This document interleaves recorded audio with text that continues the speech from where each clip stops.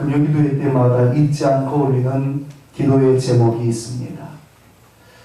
실은 금요기도회 때마다 올리는 기도를 넘어서 방금 전 봉헌 기도를 하면서도 올린 기도의 제목이기도 합니다. 개인적으로 새벽 기도를 할 때마다 여러분들을 위한, 그리고 저 자신을 위한, 우리 성산교회를 향한 간절한 기도의 제목이 있다면 그것은 하나님께 쓰임받는 존재가 되어지기를 원한다는 것이었습니다. 제가 하나님께 쓰임받는 존재가 되어지기를 원하오니 오늘 예배드리는 모든 성도님들이 하나님께 쓰임받는 존재가 되어질 수 있기를, 우리 다음 세대가 하나님께 쓰임받기를, 우리 교회가 하나님께 쓰임받는 교회가 되게 하여 주옵소서. 여러분, 저의 간절한 기도의 제목입니다.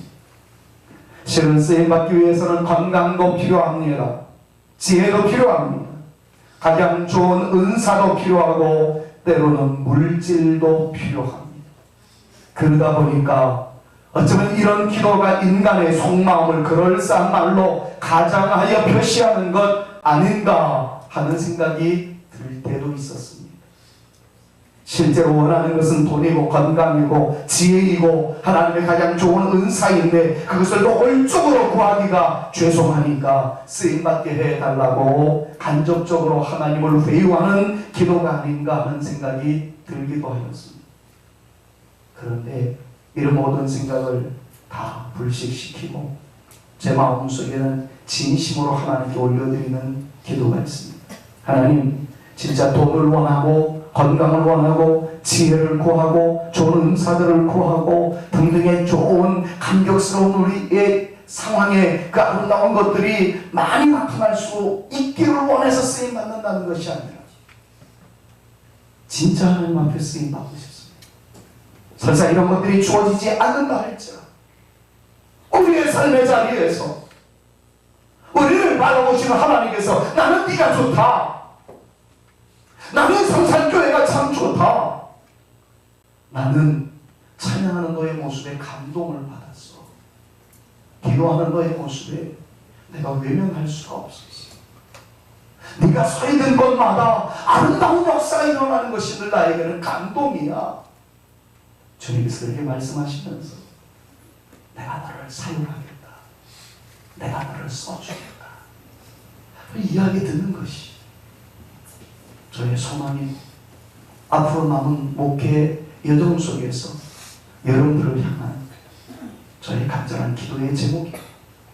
여러분들도 오늘 이 기도를 올려주시기를 간절히 바라는 마음이 있어서 오늘 이 설교를 하게 됩니다.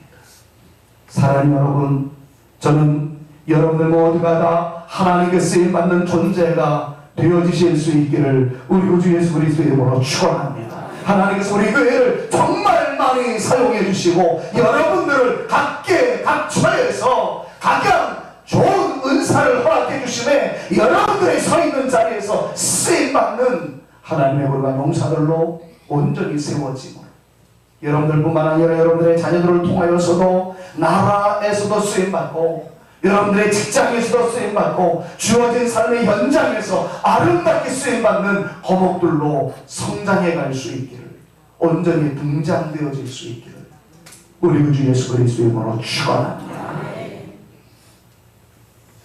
바울로 저는 이렇게 기도를 해요. 하나님 쓰임받기 위해서 이미 말씀드렸습니다. 건강도 필요해요. 쓰임받기 위해서 지난주에 묵상에 있었던 것처럼 룸되어지는, 히브리어로 룸되어지는, 솟아오르게 되어지는 그 영광의 순간도 필요합니다. 물질도 필요합니다.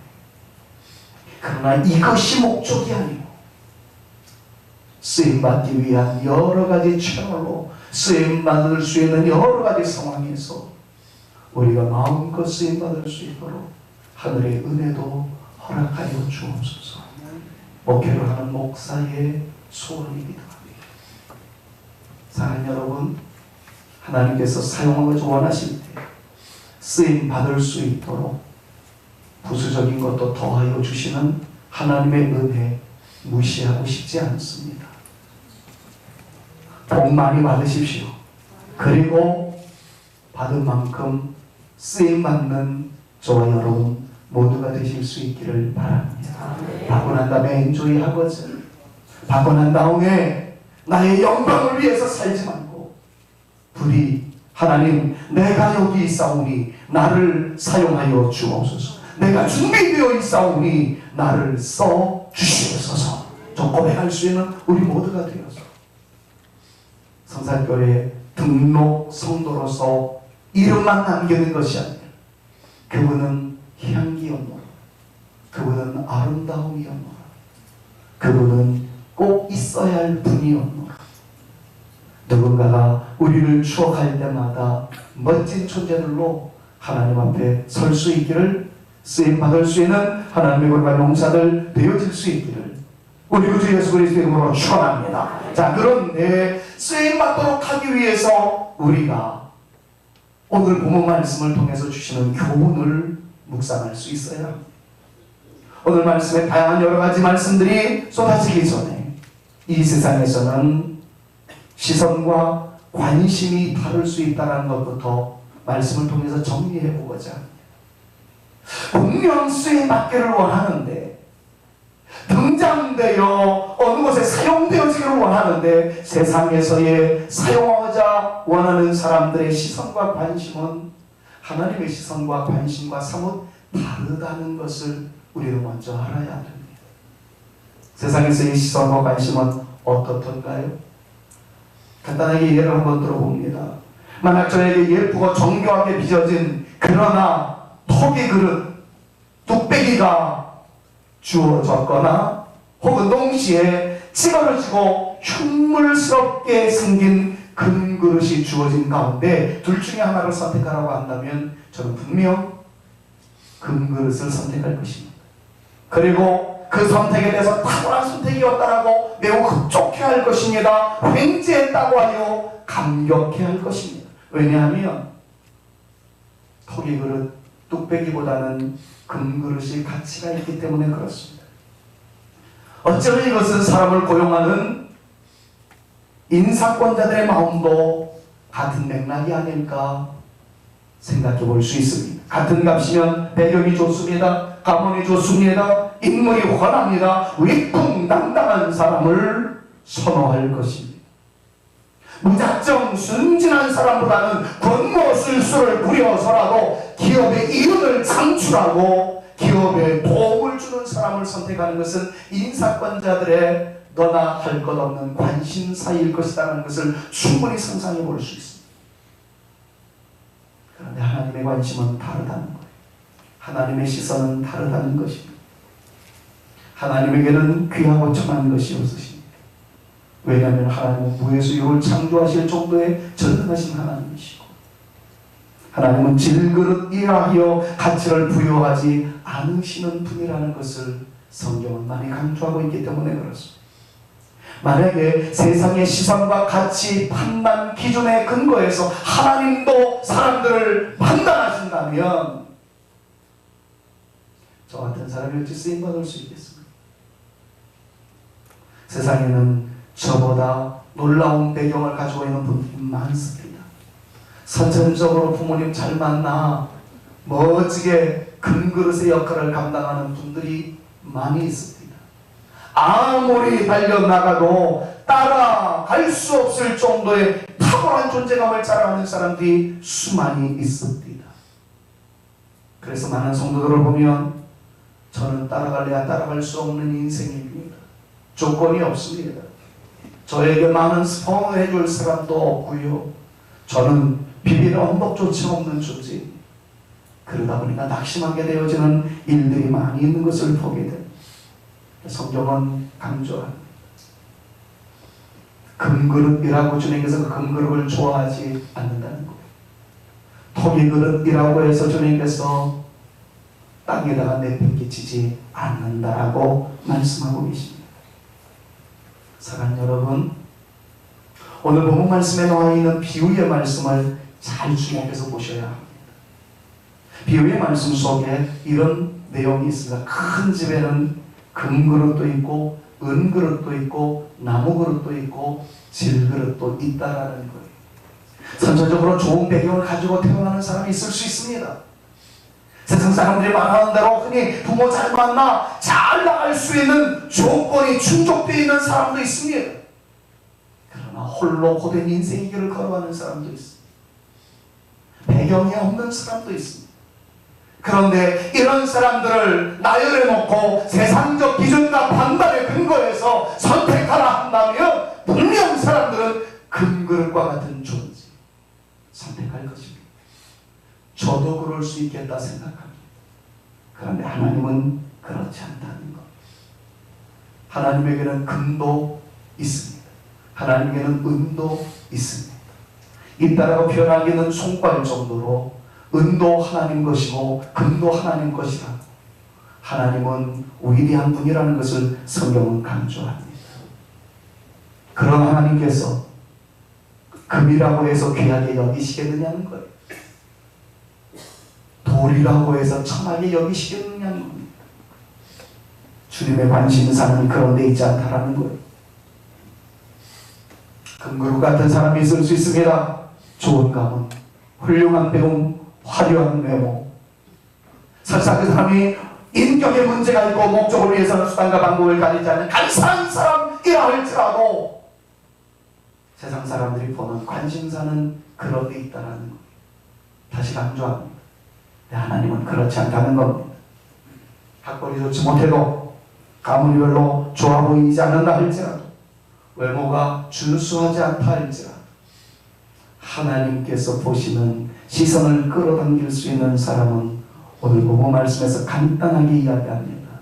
깨끗하며 하나님의 이목이 집중되어진다 하는 것을 성경이 강조하십니다. 사랑하는 여러분, 형편과 처지에 매여 있어서 조건이 충족되어 있지 않다는 이유 때문에 기죽어할 수밖에 없는 세상의 논리가 우리의 가슴을 죄어온다 할지라도 그 모든 것들을 밀쳐내십시오. 그리고 오늘 말씀을 믿음으로 주장하십시오. 그것은 깨끗하기만 하면 주님의 시선이 모아질 수 있고 하나님의 능력의 손에 잡혀 있을 수 있으며 하나님께서 사용하실 때 새로운 역사의 시작이 우리 앞에 펼쳐지게 될 것이다라는 것을 하나님의 말씀에 근거하여 믿으시고 조건 탓하지 마시고 여러분들의 존재감에 깨끗함을 더 얹으셔서 하나님 주님께서 원하시는 깨끗하게 살고자 원하는 내가 여기 있사오니 깨끗하게 살고자 하는 성산교회가 여기 있사오니 우리를 사용하여 주시옵소서. 기도할 수 있는 저와 여러분들 모두가 되실 수 있기를 우리 구주 예수 그리스도의 이름으로 축원합니다. 하나님은 얼마나 깨끗한가에 따라서 우리를 사용하신다라고 강조하십니다. 오늘 21절 말씀을 여러분들 먼저 보셔야 합니다. 선천적으로 나무 그릇이어도 좋습니다. 질그릇이어도 괜찮습니다. 다만 깨끗하기만 하면 하나님께는 통한다는 거예요. 다시 강조합니다. 세상에서는 깨끗하지 않아도 겉모술수를 부려서라도 잘 되기만 하면 선호하는 세상입니다. 그러나 하나님은 아닙니다. 세상에서 얼마나 많은 것들을 소유했느냐가 아니라 얼마나 깨끗하냐를 따지시는 분이 하나님이라는 것을 오늘 성경은 우리에게 가르쳐줍니다. 얼마나 죄와 타협하지 아니하는 거룩한 인생의 길을 걸어갔는가.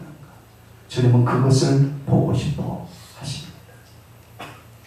사랑하는 여러분, 우리가 하루아침에 재벌이 될 수는 없을 겁니다. 하루아침에 탁월한 미모를 자랑할 수 있는 극적인 반전은 나타나지 않을 수도 있습니다. 세상은 그런 것들을 좋아합니다. 그러나 하나님은 그런 것에 연연해 하지 않습니다. 아주 쉬운 방법이 있습니다. 이전의 삶이 아름답지 못했나요? 깨끗하지 못했나요? 정상하고 주님 앞에 나가 깨끗함을 선언하고자 할 때 주의 보혈로 씻음받음과 나의 의지적 노력과 성실한 삶의 흔적으로 죄악과 타협하지 않으려는 거룩한 움직임이 있을 때 우리 주님의 시선이 모아지게 될 것입니다. 그리고 주님께서 말씀하십니다. 내가 너를 보았노라. 내가 너를 택하였노라. 내가 너를 사용하겠노라. 근원됩니다. 하나님께서 사용하자 원하실 때 아름답게 쓰임받는 우리가 된다면 주님께서 문 열어주실 것입니다. 길 닦아주실 것입니다. 날개를 치며 올라온 같은 놀라운 역사를 주님께서 우리 가운데 허락하여 주실 줄로 믿습니다. 왜 하나님은 그러면 깨끗한 사람을 찾으실까요? 이유는 간단합니다. 하나님이 깨끗한 분이시기 때문에 그렇습니다. 하나님의 영의 이름을 가르쳐서 성령이라고 이야기합니다. Holy Spirit, 거룩한 분이라는 거예요. 깨끗한 분이라는 거예요. 하나님이 깨끗한 분이고 죄와 거리가 먼 분이기 때문에 하나님 성도들도 그런 성도들을 찾으신다는 거예요. 깨끗하면 하나님께서 역사하십니다. 쓰임받기를 희망하십니까? 깨끗해지기를 사모하십시오. 저는 이 말씀을 증거하면서 최근에 경험한 두 분의 성도 앞에 많은 상념에 젖어들 수 있었습니다. 어쩌면 이 두 케이스 때문에 오늘 이 설교가 준비되었는지도 모르겠습니다. 첫 번째 케이스는 제 친구 목사를 통해서 들은 이야기입니다. 모처럼 기도원에 기도하기 위해서 올라갔는데 어디서 많이 본 그런 사람의 흔적이 있어서 다가섰더니만 대학생 때 같이 공부했던, 같이 기도하면서 성장했던 친구였답니다. 야, 친구야, 오래간만이다. 반갑다.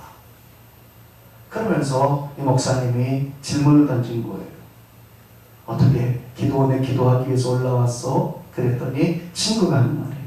회개할 게 있어서 기도원에 올라왔다. 그렇게 얘기를 하더랍니다. 그래서 그러냐? 너는 너대로 나는 나대로 기도하고 잠시 후에 우리 점심 같이 하자. 그래서는 이제 기도하고 난 이후에 식사 시간이 돼서 만나서 이야기를 했답니다. 목사님이 묻습니다. 그래, 무슨 죄가 그렇게 많아서 회개하려고 기도원까지 올라왔느냐? 그랬더니 내가 이래봬도 명색이 안수집사요. 그리고 주일학교 부장이다. 그런데 내가 세컨드가 있어. 두 집 살림을 하고 있어. 친구이니까 그 얘기를 했대. 목사가 하도 어이가 없어가지고 확 그냥 해가지고 어퍼커트를 날리려고 그러다가 인내하면서 들어대는 거죠. 내가 하나님을 속였어. 성도들을 속였어. 믿음 생활 잘하는 것 같지만 내 삶은 이랬어. 성적인 유혹을 이기지 못했어. 책임지기 위해서 두 집 살림을 했어. 그런데 내가 얼마나 마음에 불편함이 있겠지. 사람들은 나를 인정하는 듯 하지만 나는 얼마나 마음이 괴로웠는지 해결하기 위해서 먼저는 하나님께 용서를 빌기 위하여 기도원에 올라왔어. 목사님이 그렇게 얘기를 했겠죠? 회개만 한다고 어떻게 했냐? 뜯어고쳐야지. 그리고 안수집사로서 부장까지 된 사람이 그런 삶 살았어야 되겠냐? 친구니까 우격다짐으로 여러 가지 이야기를 했겠죠. 저는 여기에서 한 가지 참 가슴앓이를 해보았습니다. 안수집사님은 중직자예요. 부장은 아이들을 이끌어가는 사람입니다.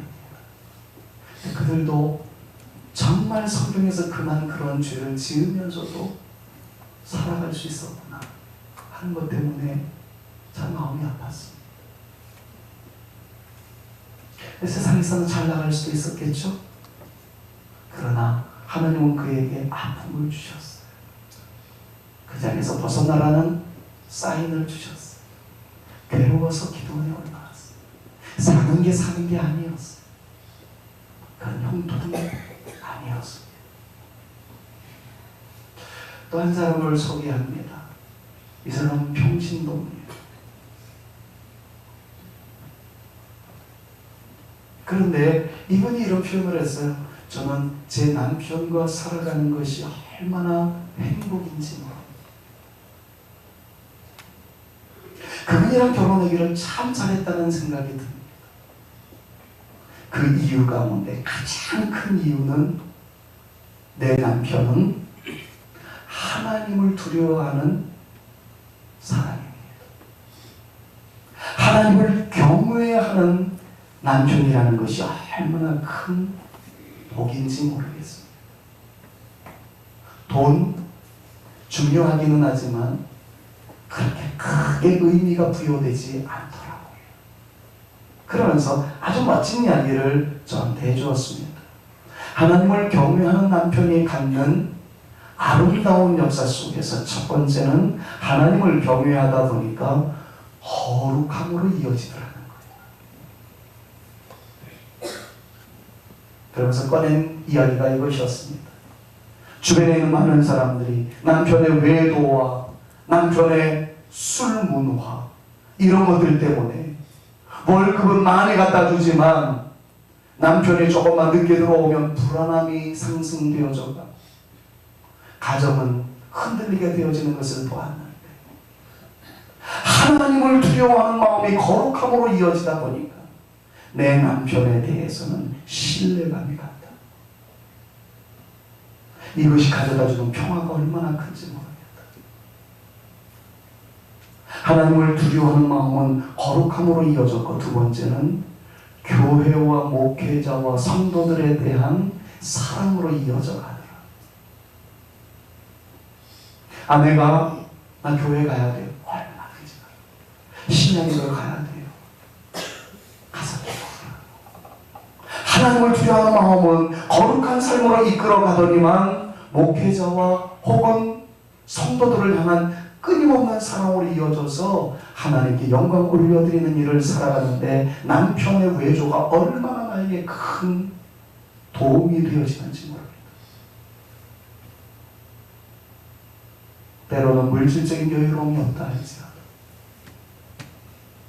때로는 삶의 안정적인 것이 보장되어 있지 않다 하더라도 하나님을 두려워하며 깨끗함으로 이어지는 것이 우리 가정에 평화를 가져와고 신뢰감이 더욱더 형성되게 만들어 주는 여기가 천국 아니겠느냐고.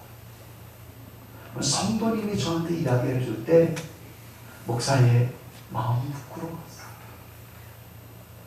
아니 어쩌면 제가 그런 성도를 양육하고 있다는 것에 대해서 굉장히 감격스러웠어요. 어쩌면 이렇게 말을 잘하는지. 꼭 저를 닮은 것 같아요. 사랑하는 여러분, 한 케이스는 다른 성도 이야기였지만 한 케이스는 우리 성도의 이야기였습니다. 저는 이 두 사람을 이렇게 교차적으로 생각해 보면서 하나님, 우리 사람 성도님들이 부디 부한 삶을 살지만 타이틀은 집사님이지만 하나님이 싫어하시는 삶을 걸어가는 존재와 같지 않고, 때로는 물질적으로 열악함이 있지만 때로는 삶의 버거움이 있지만 하나님을 두려워하여 그 두려움이 거룩한 삶으로 순결한 삶으로 이어짐에 따라 부부지간에 신뢰감이 형성되어지고 자녀들에게 아름다운 부모의 모습을 보여줄 수 있는 그러한 가정이 되어진다면 하나님께서 가정을 사용하여 주실 줄 믿습니다. 이 믿음이 제 마음속에 가득가득 채워졌어요. 그래서 오늘 설교가 이루어지게 됩니다. 사랑하는 여러분, 저 가난함은 어떻습니까? 저 불편함은 어떻습니까? 부부지간에 신뢰감이 형성되어지고 부부지간에 사랑의 아름다운 역사가 나타나고 어려운 일이라면 짊어지고 나가면 되지, 당신이 나를 믿는데 내가 당신을 믿는데 우리의 믿음 속에는 하나님을 향한 거룩함이 있는데, 여러분 이런 믿음만 전제되어 있다면 하나님께서 그 사람을 사용하여 주실 줄로 믿습니다. 세워주실 줄로 믿습니다.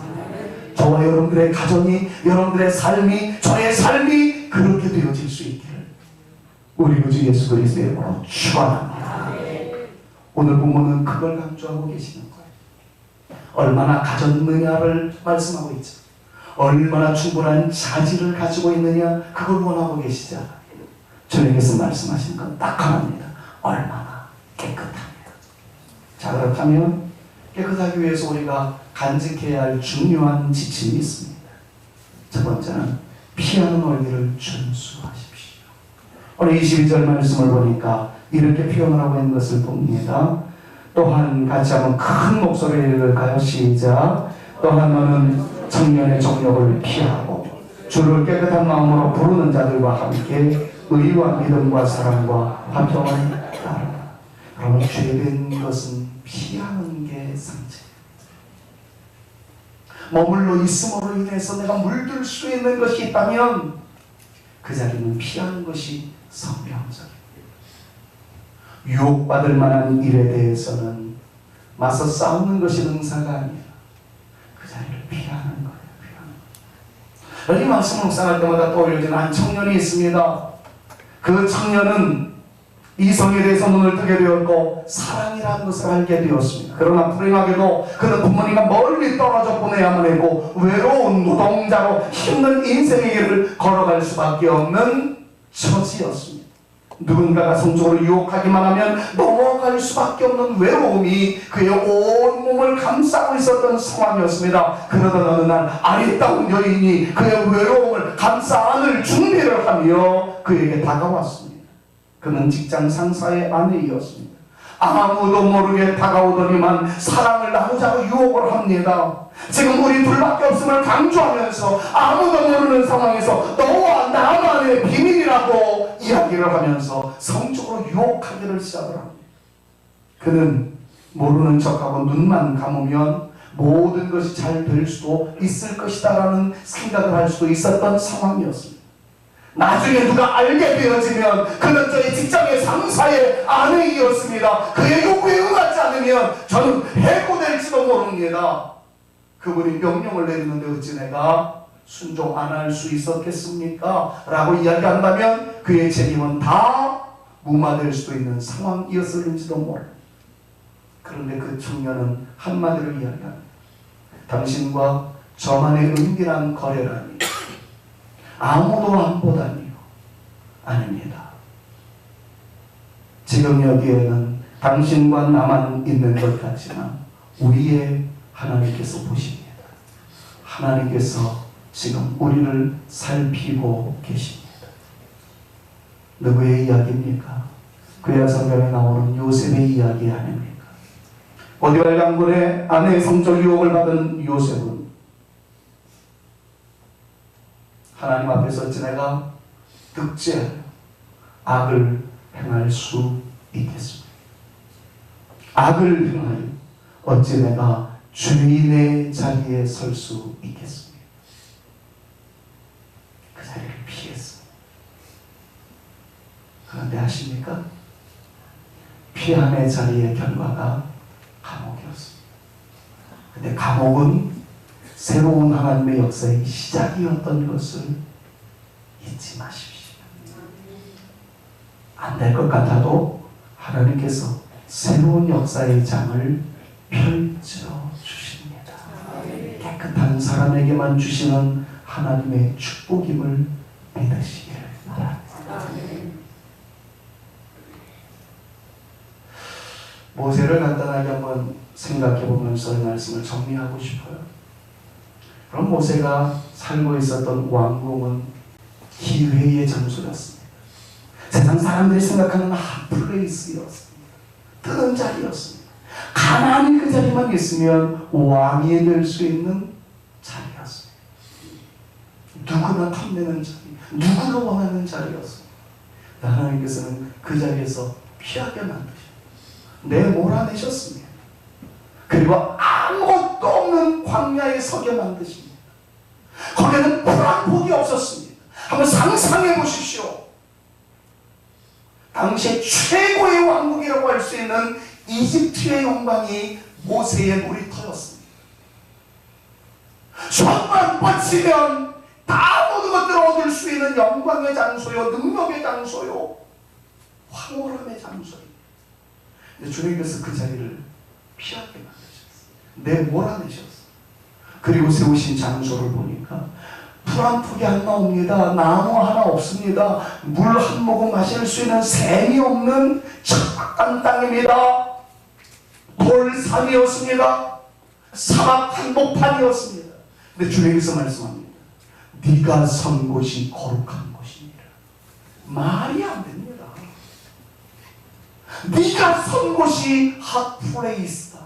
뜨는 자리가 될 것이다. 말이 안 됩니다. 뭐가 있어야 되지 않겠어요? 뭐가 보여야 되지 않겠습니까? 인간의 관심으로는 왕궁이 핫플레이스가 아니겠습니까? 사막은 저주의 땅 아니겠습니까? 근데 주님께서 말씀하셨어요. 아니야, 네가 선 자리가 거룩한 것이다. 여러분, 그 자리가 거룩했기 때문에 하나님께서 거룩한 것이라고 말씀하셨겠습니까요? 아닙니다.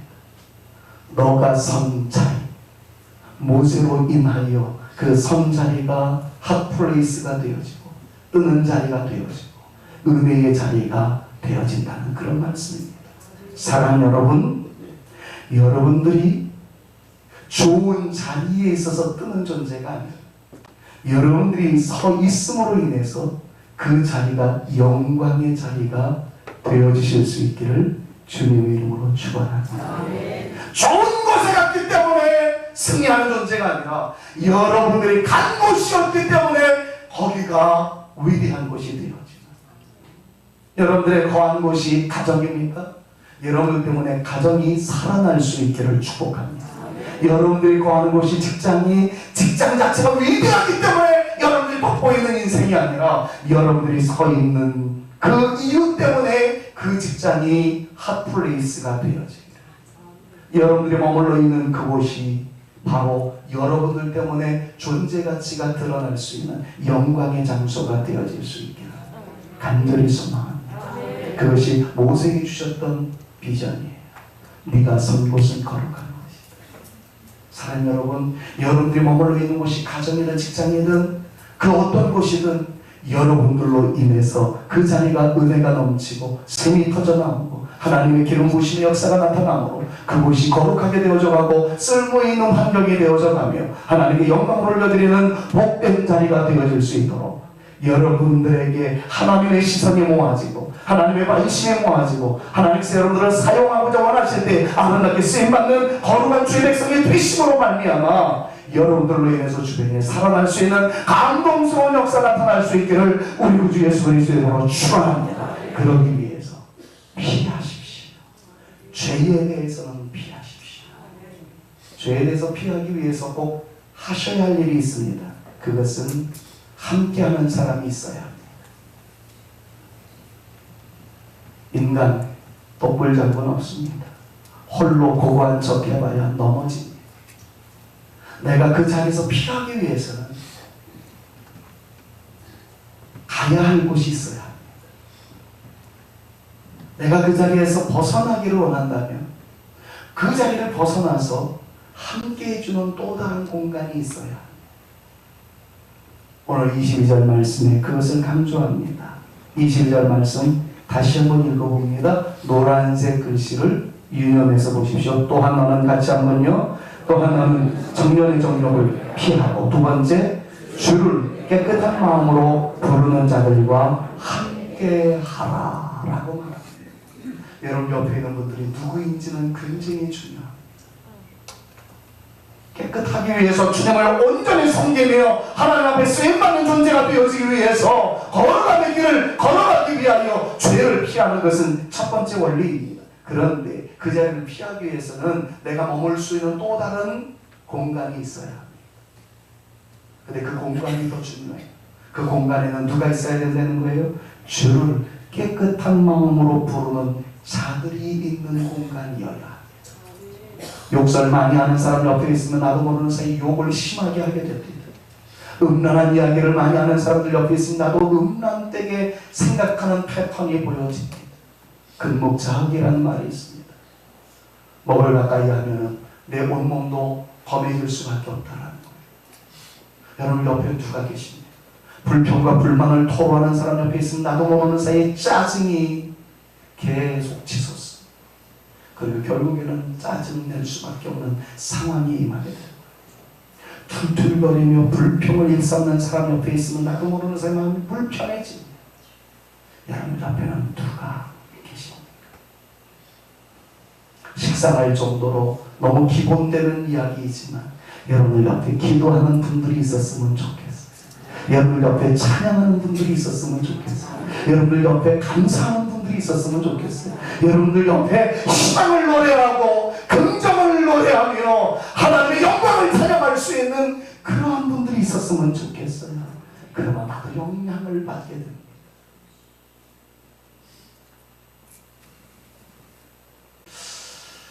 지난주에 히브리어로 룸 되어지는 존재, 그러기 위해서는 룸이라는 건 솟아오르는 존재라고 그랬죠. 축복하고 칭찬을 하고 그랬어요.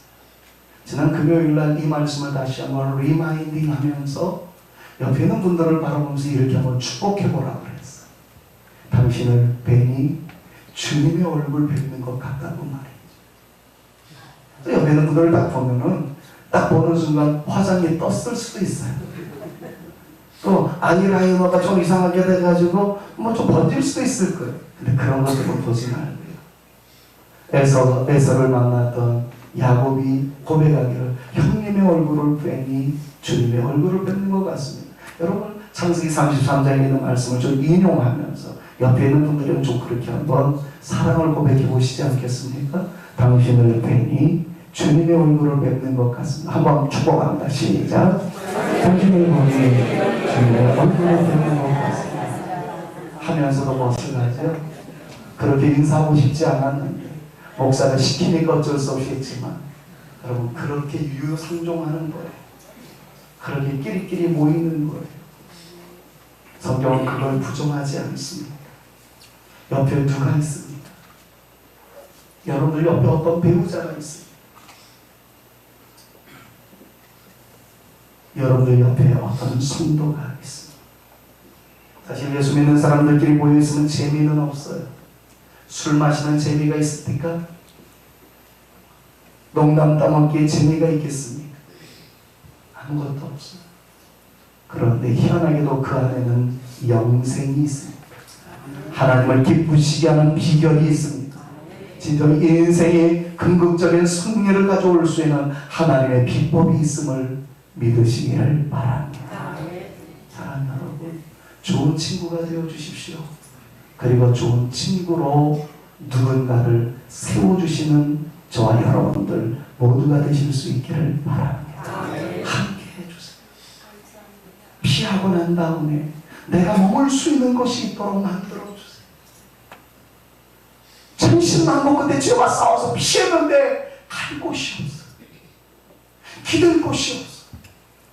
죄와 맞짱 뜨느라고 정말 온몸이 만신창이가 되었는데 갈 곳이 없어. 열심히 싸워서 기대고 싶은 사람이 있었는데 장로님들이 도와주지 않으면 목사가 설 곳이 없는 거예요. 성도들이 버텨주시지 않으면 목사는 갈 곳이 없는 거예요. 마찬가지. 여러분들이 직장에서 열심히 일하느라고 성결한 싸움을 싸우느라고 힘들었는데 교회가 왔는데 누구 하나 기대어 줄 수 있는 그런 공간이 없다고 한다. 그럼 우리는 승리할 수 없습니다. 우리 교회에 어떤 분들이 들어오시든지 여러분들이 비밀 언덕이 되어 주십시오. 주를 깨끗한 마음으로 부르시는 여러분들이 되셔서 함께하고자 할 때 거기에서 능력이 생겨날 수 있다. 힘이 생겨날 수 있다. 하나님의 은혜가 폭발적으로 나타날 수 있다. 우리 교회를 사용하여 주시옵소서. 여러분 기도하시는 여러분들 모두가 되셔서 주를 깨끗한 마음으로 부르는 자들과 함께 하나님께 영광 올려드릴 수 있는 영광스러운 교회, 영광스러운 성도님들, 우리 사람 모든 죄백성들 되실 수 있기를 우리 구주 예수 그리스도의 이름으로 축원합니다. 마지막 하나만 더 살펴봅니다. 항상 이 네 가지를 잊지 말고 살아가십시오. 인생의 길목에 잠깐 스타치오 하셔서 잠깐 머무르시면서 다음 네 가지를 생각하십시오. 첫째, 나는 지금 의의 길로 가고 있는가? 의의 길이라는 건 다른 거 아니에요. 내가 지금 하나님의 말씀에 순종하고 있는가? 그걸 자꾸 생각하십시오. 둘째, 나는 믿음의 길을 가고 있는가? 내가 지금 하나님을 의지하는가? 세상의 방법을 의지하고 있는가를 자꾸 물어보십시오. 세 번째, 사랑의 상태를 유지하고 있는가를 또 한 번 생각해 보세요. 사랑이라는 말 너무 어렵게 생각하지 마십시오. 에릭 프롬이라는 사람의 이야기를 굳이 인용하지 않아도 사랑은 주는 거라고 이야기하지 않습니다. 나는 과연 나누는 삶을 살고 있나? 나는 과연 희생하는 삶을 살고 있나? 한번 생각해 보시오. 마지막 네 번째, 나는 지금 평화를 추구하고 있는가를 생각해 보세요. 이건 너무 거창하지 않습니다. 아주 쉽게 이야기하자면 내가 있음으로 인해서 그 분위기가 사나 아니면 내가 있음으로 인해서 분위기가 다운되는가를 자꾸 생각해 보십시오. 내가 누군가에게 기쁨을 주는 존재인가 아니면 나로 인해서 그 사람이 무너지게 하는 존재인가. 지난주에 설교랑 자꾸 연결시켜 보십시오. 무너지게 하는 사람은 악담이 가득한 사람, 그러나 지능케 하는 사람은 축복이 충만한 사람.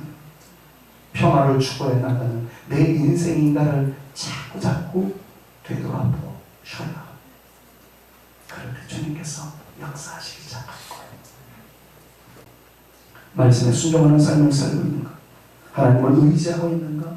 사랑의 관계를 유지하고 있는가? 나로 인해서 누군가가 행복해지고 있는가? 그건 자꾸 잠깐 머물러 있는 동안에 생각해 보는 겁니다. 말씀을 맺을게요. 이럴 때 주님의 시선이 모아집니다. 너 가진 것 없어도 내가 너를 사용할게. 너는 된 존재야. 내가 너를 기뻐하노라. 주님께서 말씀하여 주실 것입니다. 사랑하는 여러분, 우리는 선천적으로 화려한 출신이 아니어도 하나님께 인정받을 수 있는 길이 있다라고 우리가 목숨 걸고 사수하고 있는 성경은 말씀합니다. 조건이 많이 갖추어지지 않았다고 해서 낙심하지 마십시오. 가진 것이 별로 없다고 해서 실망하지 마십시오. 하나님께서는 사막에서조차 모세를 뜨게 하십니다. 그리고 그 자리가 핫플레이스라고, 그 자리가 거룩한 장소라고, 그 자리가 역사의 시작이 될 수 있다라고 우리가 믿고 의지하는 하나님은 말씀하십니다. 조건이 좋아야, 조건이 왕궁이어야, 조건이 화려한 궁궐이어야 그 역사가 새롭게 시작되는 것이 아니었습니다. 우리의 형편과 처지 어떻든지 간에 우리 성도의 어떤 분이 이야기했던 것처럼 하나님을 두려워하는 이 경외심이 거룩함으로 이어졌고 거룩한 삶으로 인하여 부부지간의 신뢰관계가 형성되어집니다. 그로 말미암아 감사의 찬양을 주 앞에 올려드리고 손을 맞잡고 기도하는 부부가 되어진 우리는 비록 가진 것이 없어도 행복합니다. 그 모습을 보았던 자녀들은 무엇을 배우겠습니까? 그 가정을 하나님께서 주목하여 보실 줄로 믿습니다. 하나님께서 역사하여 주실 줄로 믿습니다. 깨끗함을 추구하십시오. 유혹받을 만한 일이 있거든 그 자리를 피하십시오. 피하시고 할 수 있는 대로 성도의 모임을 사모하십시오. 누군가를 기대십시오. 누군가가 기댈 수 있도록 비빌 언덕이 되어주십시오. 서로 도움을 주고 받으십시오. 그때 하나님의 꿈틀거리는 역사가 여러분을 통해서 시작될 것입니다. 그것이 뜰 수 있을 것입니다. 하나님께서 여러분들을 사용해 주시기를 주님의 이름으로 축원합니다. 하나님이 저를 사용해 주시고 하나님이 여러분들을 사용해 주시고 하나님이 우리 교회를 사용해 주시기를 간절히 소망합니다. 왜 이런 설교가 필요했을까? 우리는 새 사랑이라는 주제를 가지고 이미 40번째 말씀을 묵상했습니다. 그 중에 오늘 제목은 나는 하나님께서 사용하시는 그릇입니다. 이렇게 표현을 하여 말씀을 강론했습니다. 여러분들 모두가 꼭 하나님께 쓰임받는 위대한 주의 백성이 되어지실 수 있게 목사로서 간절히 소망합니다. 그 은혜가 나타날 수 있기를 우리 구주 예수 그리스도의 이름으로 축원합니다. 옆에 있는 분들이 한번 믿음으로 선언하십시오. 하나님께 쓰임받는 당신과 제가 되어질 수 있기를 바랍니다. 축복합니다. 하나님께 쓰임받는 여러분들과 제가 되어질 수 있기를 바랍니다. 한 번 더요. 하나님은 당신을 위하여 놀라운 계획을 가지고 계십니다. 한 번 더 축복합니다. 하나님은 당신을 위하여 놀라운 계획을 가지고 계십니다. 한 번 더요. 그 놀라운 계획이 당신을 통해서 성취되어질 줄로 믿습니다. 서로에게 축복합니다. 그 놀라운 계획이 여러분을 통해서 성취되어질 수 있을 줄로 믿습니다. 그렇게 되어지기를 바랍니다. 이 시간 말씀 받은 것을 근거로 해서 우리 주님을 찬양하고 싶어요. 우리나라의 신학자 중에 신학자이고 성자 가운데 한 분이라고 말할 수 있는 박윤선 목사님께서 이 가사를 썼어요. 그런데 이 가사가 찬송가에 수록이 되어지면서 저희의 18번 노래가 되었습니다. 기도의 제목이 되었어요. 거룩하게 하옵소서. 진리의 성령, 나의 마음의 죄악을 불태워 주옵시라. 하나님께서 쓰시고자 원하실 때 합당한 깨끗한 그릇이 되어짐으로써 쓰임받게 하여 주옵소서. 오늘 설교랑 똑같은 진짜 한번 기도해 보세요. 주님께 쓰임받는 인생, 주님께서 써주시는 인생, 하나님 이것을 가슴에 소원으로 삼고 이 시간 여러분들 마지막 고백이 되어질 수 있었으면 좋겠어요. 거룩하게 하소서. 거룩하게 하소서. 진리의 주님이여,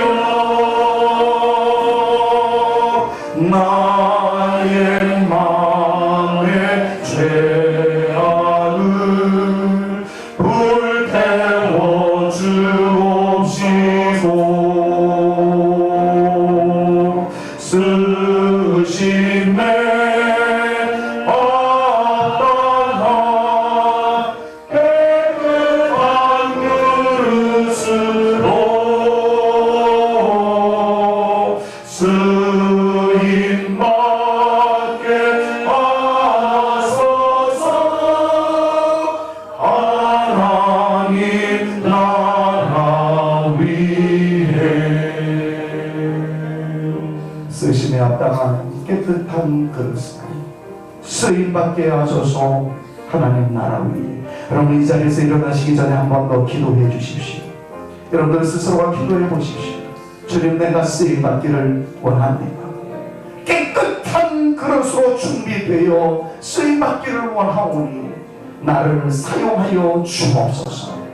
그 자리가 궁궐터가 아니어도 내가 깨끗하면, 주님의 시선이 모아지면 그곳이 핫플레이스, 그곳이 거룩한 곳이 되어질 수 있음을 믿사오니, 오 주님, 나를 사용하여 주시고 우리 교회를 사용하여 주시고 내 배우자를, 내 자녀를 사용하여 주옵소서.